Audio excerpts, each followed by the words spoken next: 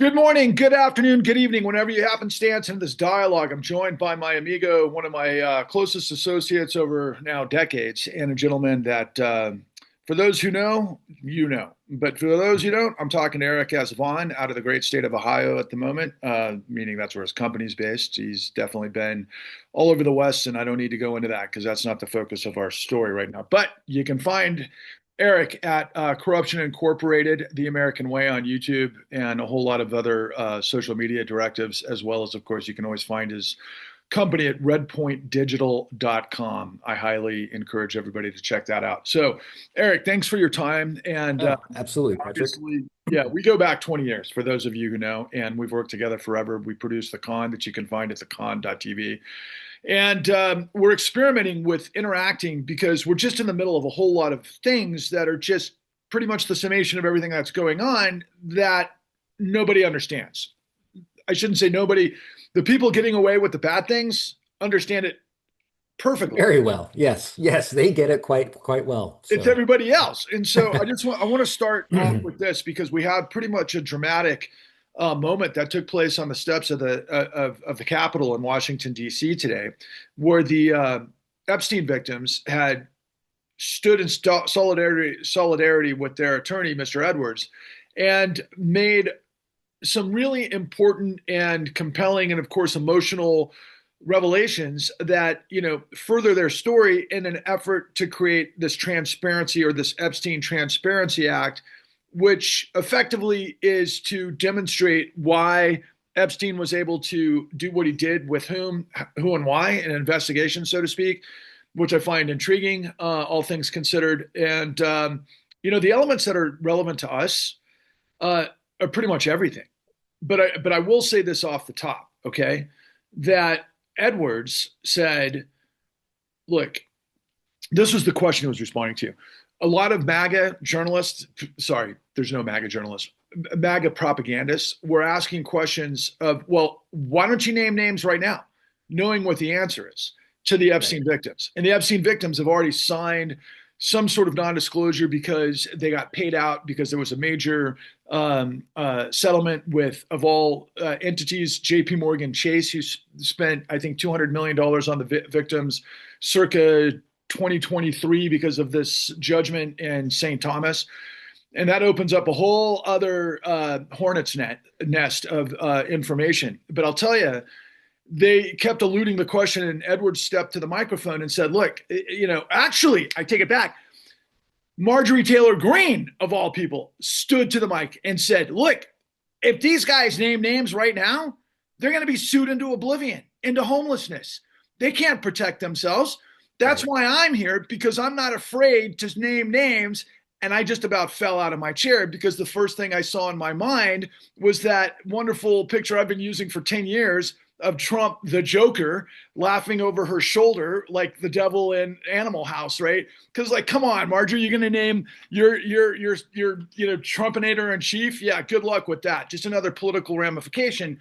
But the important thing that happened immediately right thereafter, and what ties it all together for us, is this guy Edwards comes into the fray and he says, "Look, we're not going to name names right now. That's the whole point of this Transparency Act. However, you're not asking the right questions," he says to the media. "What you need to do is you need to go to A, the FinCEN files, B, the SEC, C, the FBI."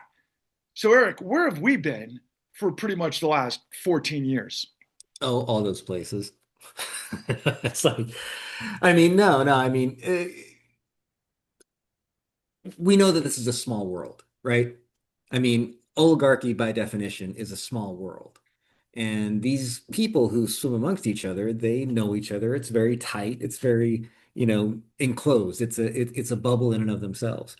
And obviously, when we're dealing with like all the stories that we've been involved with, from 413 through the con to everything that we're doing now, I mean, it's those are the waters that we've been swimming in. I mean, it's the realm of the oligarchy. It's the realm of high finance. And these people are all interconnected. Now, I totally grant that if you're kind of in that world, you might be completely innocent of some of the goings on, that are being spoken about, just because, it's like you have to, make a deal with somebody. Somebody's going to move money for you here or there, whatever the next thing. And lo and behold, you end up getting connected to somebody like Epstein. So I grant that that happens. But there's a hell of a lot of other people who were completely not only aware, but they, of the more scurrilous things, but didn't care because it was all in the effort of moving money for the oligarchy, and basically being able to take in all this money that's coming from the government and hoarding it to themselves. I mean, everything that we're in today, right? I mean, from inflation, the high cost of assets, so on and so forth, is exactly so because that money never made it down to any of us. It all got shoveled into the mouths of these people. And if you start digging in this little Epstein hill over here, it's going to connect to everything else. And so the second that the cap comes off of that, it's going to start revealing things that nobody's really prepared to deal with at this point. Um, Even though the rest of us should be. I mean, because this is the stuff that we're looking for, right? It's like we want to know who is doing this. We want to know, why is our lives so? We want to know why does our government not represent us? And we want to know all these answers. And some of those answers are buried in these files and the connections that those files make. And that's exactly what he was talking about. SEC, FinCEN files, FBI. What the hell else is he talking about, right? I mean, it's exactly that. And that's the reason why no matter which party is in the White House in control of, the DOJ and what have you, that nobody's dug in. Everybody's like, you have all of MAGA screaming, oh, Epstein, Epstein, Epstein, when Biden's in office, right? And then Trump's in office, and lo and behold, he doesn't do anything either. We all know why. Because that small group of people are protecting themselves. They're circling the wagons. And since they have control of everything, since they have, all the levers of government, they have all the levers of the corporate world, they have all the levels of finance, they don't need to unless this kind of pressure forces their hand. Well, it's the sum total of the journey we've been on since you used to mock me, calling me Captain Ahab. And I realized a long time ago, oh, wait a second. Yeah, that doesn't end so well. It's like, Well, here's the funny thing. It's like to a large degree, Captain Ahab had a much easier task at hand because the White Whale didn't have, Moby Dick didn't have this extra layer of protection from the oligarchy, right? look, we asked all these questions the whole time on a road trip, where you had to, spend 24/7 next to me on a 7,500-mile journey when we made Forward 13 and everything that we were in the midst of. And we asked all these questions, and that was 13 years ago or 14 years ago when we started.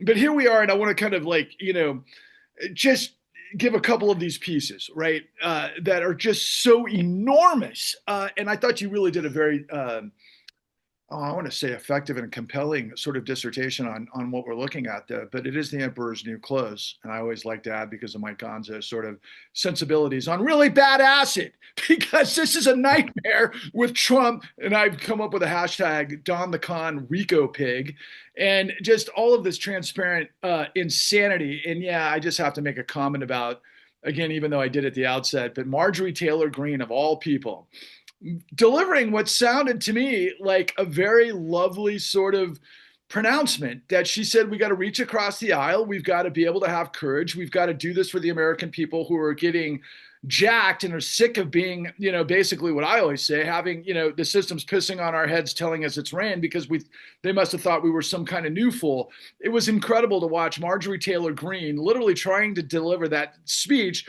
and saying that she's going to have the courage to name names, but we all know what that means. Yeah, she's going to have the courage to name Bill Clinton, probably Bill Gates, whomever that falls down the watershed, Right, right, right. Prince Edwards or whatever the hell his name is. I always forget who that side of the equation, and that's always weird too when you hear about Epstein and Trump's fixation of Diana, which is ridiculous. But anyway, this goes back a long time.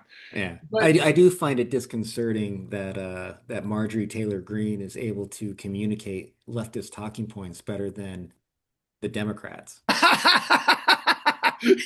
she absolutely definitely had a populist message. I was like, come on, Mr. Ed, cut it out, man. I feel like I was like in an all-star wrestling match, where some guys pulling my leg and that kind of thing. But um, when I just about dropped out of my chair because this was our last conversation, and I want to pick up on it, especially for those of you who are into the analytics and the forensics and everything else, and you've got to put this together, okay? And I'm just going to use kind of like the strange goings on of what we just saw in China in this extravagant military parade where Xi Jinping is standing alongside Modi, who's holding hands with Putin, who obviously is walking side with what do they call him in the little dictator? You remember the movie that got plowed by Paramount back in the day? About the guy from North Korea whose name eludes me at the moment. Anyway, it's not important, but Right. I find that a very intriguing scenario, given what we know about BRICS and given what we know about kind of like these fundamentals. And then you think about all things Trump. But to hit the rewind on this thing, going back to what Edwards' proclamation was, okay, so let's talk about FinCEN files for a moment. FinCEN files reveal, and this was done by the International Consortium of Investigative Journalists, who did a magnificent platform series that was released in, I believe, 2022 when it first came out, went through 2023. All you have to do is do a search of the FinCEN files. Our friend who was in the con was one of the lead directors of that, the gentleman, Michael Hudson, the journalist, not to be Yeah. confused with Michael Hudson, the economist. And what Great journalist, though. unbelievable in terms of putting all of this stuff together, because they did the Panama Papers, right? And that Panama Papers was about, all of the world's elites, basically shuffling their ill-gotten gains into offshore accounts that are unnumbered so they don't pay taxes and they live high on the hog and they do things like Epstein, right?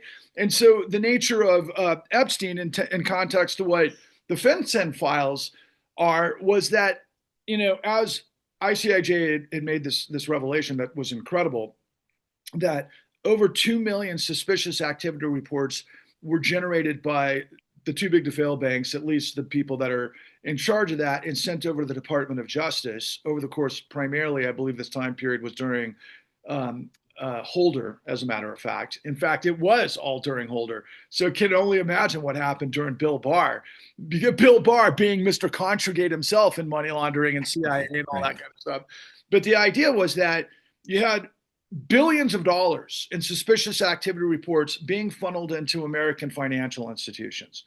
Then we discovered, because of the 2023 settlement that took place in St. Thomas in the Virgin Islands, that Chase had spent $200 million on the victims of Epstein because they were involved. Now, the way the story goes is that, of course, the chairman of JP Morgan Chase, Jamie Dimon, had no inclination of what was going on. But the guy that was running the whole show for the hedge fund within JP Morgan Chase literally sat right next to Jamie Dimon's office. I kid you not, Eric. That's where he was within their Midtown Manhattan offices. And he was running, Chase's relationship with Epstein. Now, they had said during the case, obviously, their story was Epstein had access to a lot of very high-powered clients, right? People with big money, so that's why they were entertaining it. And they just basically were working with all of these guys like they do, like you said, like, hey, we're not judging any billionaire right now. You could be just doing transactions and be connected to Epstein and you might not even know it, right? I mean, that's what you just said. Here's an example of how that whole thing worked, right? But ultimately, okay, so they settled. Maybe it's just easier for them to settle. Was Chase the only financial institution involved with Epstein? No.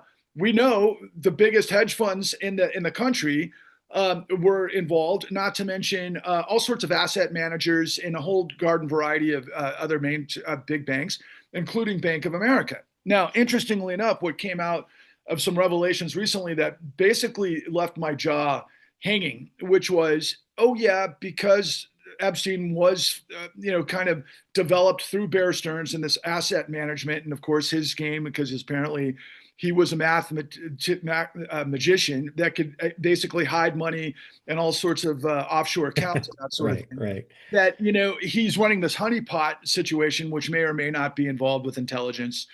And wink, wink, right? Not to mention all of the other things that are involved. But simultaneously, we literally know that Donald Trump for decades has been laundering money for the Russians. We know they bailed him out of a couple of pre-bankruptcies that were not involved with the six bankruptcies he was involved with. We know that they laundered this through Trump Tower. Okay, we know this. I know this from David K. Johnston, but we know this from others as well. Now, this is what they've Oh, been doing. sure. And Go so ahead. so then Letitia James, right? Letitia James is doing this investigation. She gets this civil settlement, $450 million, that's going to bankrupt Trump in 2024 for the seventh time, or whatever his LLC was based on, the Trump enterprises, which of course all come out of, let's call it The Apprentice, that most people would, think in terms of the cultural sort of what am I thinking of? Anyway, just we all know The Apprentice, right? And I'm not talking about Roy Cohn, The Apprentice. I'm talking about the actual TV show, The Apprentice, which was a front for all of this stuff. Now, were the Russians the only one laundering money into Trump real estate? No. All of the major Middle Eastern powers have been, and whoever knows whoever else, because we know the woman Louise Story who did Towers of Secrecy, and we know money's coming from around the Hmm. world into Manhattan, and we've got the billion-dollar structures and all that kind of stuff, of which, of course, Trump was in the midst of, right? But as it pertains to Epstein and all of this global capital flow, can you think to yourself, for example, that, oh, maybe that's why these too big to fail banks were enmeshed in, operations with somebody like Epstein, while at the same time, 2 million suspicious activity reports go unannounced that nobody in media would touch. There's the corollary to all things Epstein victims. What do they keep saying? They went to the New York Times, they went to the Wall Street Journal, they go to this, that, and the other, and nobody wants to tell the story. Not even Vanity Fair, Eric. Vanity Fair, the editor Graydon Carter killed the Epstein stories back in 2004-5. So piece all that together, and you come to this understanding that, oh, by the way, Epstein's liquid capital was bailed out in 2009 through a situation that had to bail out Bear Stearns because of the systemic nature of the 13 most capitalized banks on Wall Street, which are the 13 biggest banks in the world, where they created what was known as Maiden Lane that came through none other than JP Morgan Chase. And that I can't think of the word, precessitated. Predates? Well, pretest. Yeah, there's a word. It was all before what I continue to get to, which is what the Federal Reserve did in the aftermath of the 2008 financial crisis to float not just the financial system, but everybody who was involved with this stuff. So that being said, my friend, you got 10 minutes to tell me everything that I should know, given what you know. Uh, let's see. Which string should we pull from here? Johnny Um, Polk. well, I mean, yeah, I mean, so obviously, at some point, the rubber needs to hit the road, right? Because otherwise, this is all funny money, right? And so you need to have some sort of actual input, and of course, that means us, right? The 99%. That is why we're a commodity. We're like oil to them. We're something to be extracted and to be squeezed and to be processed into profit. That is all we are to them. And all these machinations, in finance basically mean nothing if there isn't a real economic input that's predicating it. And that's what we are. And that's what Addie Polk was. That's what everybody who got involved in any scheme, has been. That's what all of us who are being screwed over in the housing market right now, are. Everybody who's being caught in the rental traps that are out there, and all the people who are like working two, three jobs but still manage to be homeless because they can't afford to live. That's all because every person who actually owned a home lost it. I mean, not every person, but all these people, lost their home. It gets bought up by these same hedge funds, by these same whatever. And, we're squeezed out of the market because they're offering 20, 30% above market price, more than I could save, for down payment. And then what? And then I can't have any assets. I'm stuck. I have to pay your rent. And if I'm like a little bit late on one day because they're dealing with one of those AI-based management systems, I'm out on the street. I mean, it has often been said that we're being treated as nothing more than chattel. I don't think that's ever been more true than it is now. And so, yeah, So those do you remember a couple of these statements? Think about this as we piece this puzzle together, right? Do you remember when we first landed in New York and everybody was talking about uh, everybody was always talking about moral hazard, but then the big trick there, and our friend who you just re edited, for Corruption Incorporated, your fraternity brother, who is a very good friend of mine too, whose name eludes me at the Corey. moment, Corey Smith. Corey Smith had pointed out all of those obvious scenarios, but what was the other side of? Why can't I think of the former Federal Reserve Chairman, the Volcker rule? Yeah, Volcker. Because Yeah, that's what he was doing. Because it's always like, okay, trading on the account, and the inside information and all those things that we ended up learning about Goldman Sachs later. Which, incidentally, I just realized or learned from another podcast that all of the European leaders came out of Goldman Sachs or have an affiliation with Goldman Sachs, which I found very fascinating. All of them. I'm talking Macron. I'm talking Sunak. They're all in one way or another involved with Goldman Sachs. Surprise, surprise. right. But we were, and I guess I want to ask you a series of questions in the next 6 minutes that we have. So, do you remember that we were taught early by those in New York while we were making Forward 13 that everybody was talking about $71 trillion in global appetite that was searching for a place to park? Do you remember that? Yes, yes, yes, I do. So the Um, point is that was coming from every source imaginable. It was coming from the new middle class in China, for example. It was coming from Russia, which we also have information, as you may recall, that we know that Russia was extracting all of its wealth and throwing it into the European subprime that ended up blowing up Ireland, Greece, Portugal, Spain, Italy, and basically Germany was collapsing as a result, and all that stuff. We know what happened with Giannis Varoufakis, but at the same time, we know that the people doing those deals were whom? It was Wall Street, right? Do right, you right. remember that aspect? All Yeah, right, yeah, no, absolutely. and they Right. were funneling money where? Were they funneling money into everything collateralized debt obligation? And all the tranches and the CDW, CDS squared, and all the rest of it. Wasn't that the whole point? Well, yeah, that's the whole point. And then when things started to go south, that's when they put the brakes on everything and started to cram it down every pension fund they could find. Right. Right. I Which mean, is so right. yeah. So basically, as long as it was making money, they held. Then as soon as it became a bomb, they went and they started Shorted. to shove it into every possible like pension fund or whatever that they could possibly find. Any huge, pool of money that wasn't part of the in group, right? It's just a bunch of working class people, so they don't matter. So let's take this thing that we know is a toxic time bomb and let's put it into their pension fund. So do I me a mean, favor, marry Addie Polk, right? And some of the elements that she would have been a target of, and then ultimately to gosh, who was our friend with the Central States, whose name was the actual your Senator Sherrod Brown's initiative to try to backfill, put those. yeah, yeah, yeah. Rita Lewis's, Rita Lewis, yeah, yeah, yeah, yeah, Lewis, the Lewis yeah. Act, Butch Lewis, Butch Lewis. Thank you. Thank you. Okay, so like we're trying to connect Addie Addie Polk, Polk predatory and loans. right. Those predatory loans that were then, let's see, so hers were eventually all written by Don't get into the forensic specifics. Countrywide, I'm just right. talking about the pipeline. Well, right. Okay. So no, I see what you're saying.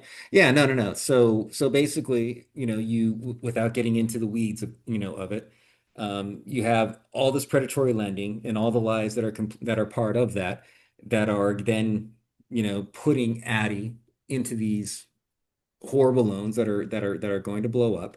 Right now, as long as they're making money, right? They're sold Then into the they're being collateralized held. upstream. Right. Right. They're being held or they're being sold back to the banks because of the warehouse lines, right? I mean, none of these non-bank lenders had any money that they could actually loan. So they had these warehouse lines that were directly connected to primarily Wall Street, but it was a whole assortment of banks, right? And so Shadow with banking. yeah, I mean with those warehouse lines, right? They always came with provisos, right? Saying that you need to sell this much in this amount of time. So that put the pressure on the non-bank lenders to go and have as illegal and as improper loans that they could possibly do because that's the only way that you can sell that amount in that amount of time. And so and so the banks had the choice then. They could either hold on to those and just like, keep that money coming through. And then then somebody decided that, hey, yeah, let's go ahead and let's slice and dice these Tranches. into mortgage-backed securities and CDOs and CDO squares and all the different other instruments that you talked about and resold the same sausage multiple To times who? to anybody who would Pensions, buy, right? I mean, countries, right. the whole Well, world. countries, hedge funds, I mean, it's like you name it. And so, as long as those were performing before the whole market started to crash, they were holding on to those, soaking up every little bit of profit that was coming out of them. But then, as soon as the wheels started to come off, you remember, like when Bear Stearns failed, that was the sign, right? And Yes, if people out there remember the movie The Big Short, one of the things that was important that they discussed because it's such a small sliver of the story, right? that's right. One of the important things is that they said that, well, wait a second, why isn't this crashing? This should be crashing. This isn't crashing. It's because the markets were being propped up for that time so that all these banks could change their position, right? And then have all this. And then when it was go time, right about this time of year, Oh, it was this time of year, baby. right? What did they start to do?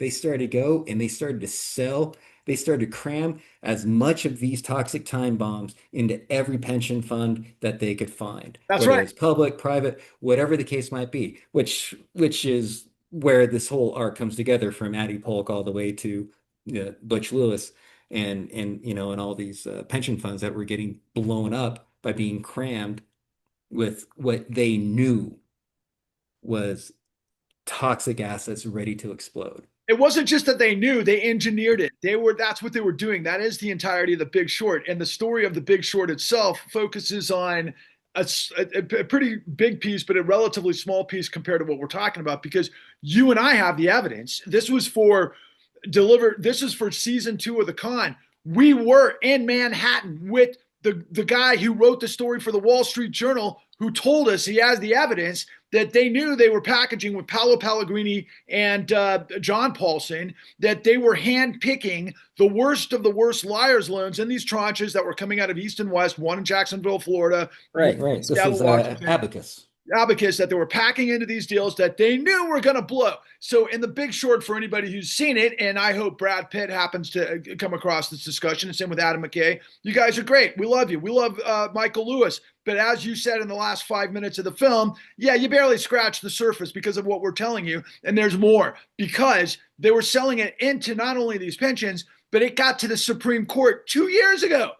2 years ago, with the Arkansas Teachers Pension Union, the plumbers and Plumbers and pipe pipe fitters. fitters of Yeah. America that sued Goldman Sachs, who we found out later, by the way, through Yanis Varoufakis, that John Paulson, after The Big Short, took all of his gains, the largest trade in history, $20 billion on shorting the market. To put that into context, the name of the hedge fund that The Big Short had based their story with Michael Lewis's book, they made out with 500 million. This guy John Paulson, Paolo Pellegrini, made out with 20 billion. They went and bought Greece, by the way. He went and bought Greece, which is ironic, all things Giannis Varoufakis and everything else. But what I'm trying to tell everybody that in this context, this mind-blowing context of the women that were on the steps of the Capitol today saying nobody knew our story. And the first thing that everybody hit our story. And then when they start getting the questions about, well, can you name names of who you were with, because we want the Epstein list, the attorney says, well, and so does Marjorie Taylor Greene. No, we can't tell you that because they'll be sued into oblivion because of the most powerful people in the world. We need the government to do it. We need the government to take this trap down that's created. In Marjorie Taylor Greene's words, like you said, left of the best Democrat at the moment, saying this, that there's two tiers of law. She said, no, we're sick of the people having to live under this unbelievable, atrocious criminality is what she's saying in context to them. But if you follow the bouncing ball all the way through what we're telling you, and there's going to be all sorts of attention given to Federal Reserve Governor Lisa Cook, an African-American woman who Donald Trump is trying to get rid of because of mortgage fraud, who Donald Trump's been in mortgage fraud beyond comprehension. He's using the lie, deny, switch the blame, and implicate tactic on a Fed board governor. But the irony is the Fed board governor circled the wagons because we've got that information too to protect, because they're the regulators. They're the ones who are supposed to prevent all of this stuff from happening. But what you get to the end of the pipeline here is that they're going to go to the Supreme Court. And the Supreme Court were the ones that buried the Arkansas Teacher Pensions Union and the Pipe Fitters of America. Right. And they did because this is all freaking designed to fail. And who failed everybody out? Go ahead.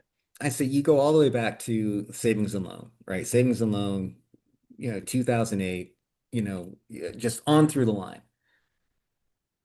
It's in every case where the problem comes in, and this is the same sort of thing that happens, all the way up through, with what we're talking about today on the steps of the Capitol with Epstein's victims, is that they never want to look, because what happens if you look? You find. And so every single, all you have to do is go back. When did the powerful people of this world not want to have anything be looked at? And that's where everything is. And everybody's starting to figure it out now, but they're still not seeing the entire spectrum, which we bring in the paradigm each and every week through your work in Corruption Incorporated, The American Way. I bring through the new Untouchables. We've got incredible initiatives. We've got incredible answers with the Con at thecon.tv. And also you got to check out the cleannewdeal.org to be able to turn the tables on this. But I'll remind everybody here as we close out, look, it wasn't just the Arkansas Teachers Pension Union. It wasn't just the Pipe Fitters of America and Plumbers of America. It was everybody. They got cops. They got people that were in the military. They set everybody up. And then in the end, who was there to pick up the pieces? Not just for, well, in fact, they did plug in the Butch-Lewis Act many years later because of Sherrod Brown's Act, what happened in the Biden administration, which I think it was the CARES Act. A lot of those pensions got plugged. But that was like many years after. And I remember talking to our guy in Ohio who'd been working on ironwork his entire career, whose thumbs were just destroyed because of, and his hands to sort of arthritis because of hard working class people, only to have their pensions, their livelihoods stolen. But they weren't in line to get bailed out. The people that were in line to get bailed out were the same people that were funding Epstein. That's what I'm talking about. Right. The people that were funding Epstein and that carrying on this rape and pillage, which isn't just defined, even though it's a horrific story and everything else with these victims of Epstein, they're a corollary. They're a parallel. They're a pronouncement of what we're talking about because, and I mentioned this earlier today on Blue Sky, and I'll finish up with this. I said, I put a picture of Harvey Weinstein, a picture of P. Diddy, and a picture of Epstein. And I said, the complicity machine of duplicity, criminality, and racketeering. USA, USA, USA. I mean, my God, my friends, everybody knows that we're now a racketeering government under Don the Con Rico Pig. The only way we're going to switch the tables on this is when millions of you wrap your heads around what Eric and I have been bringing to you literally now for years. And we're going to continue to do it. And we've even got more information. But if you just follow the bouncing ball where we were, my God, tens of millions of us could turn the tables on this apocalypse of fraud. That's what this is. Yeah, last word to you. Uh, just that, that yeah, I mean, knowledge is power, right? I mean that's the first place to start, and that's the first thing that we're trying to do. And honestly, I say this at the at the end of like every one of my shows, and I want to plug it in here is that what this content that we're putting out. If you find value in it, if it helps you understand the world a little bit better, share it. Share with your friends, share with your family, share with your enemies, because we all need to unite behind, against corruption. Because if we don't do that, then we're cooked. Just We're roll right. over now. We're right on a razor's edge. I don't know what comes next, but I get a little nervous knowing this is. I mean, the great crash of 1929 happened in October, and then of course no, was it September for the? No, it was October. It was the October crash. But it was September 15th, 2008 that turned my world upside down. And we got September. I mean, it's September 3rd, my man. I hear you. I swear to God, the sand in the hourglass. Think of it as a Metallica song. For whom the bell tolls. Think about that as we move out of this. All right, my friend. Thank you so much for your time. I'll call you soon, and all the best. Take care. All right, take it easy.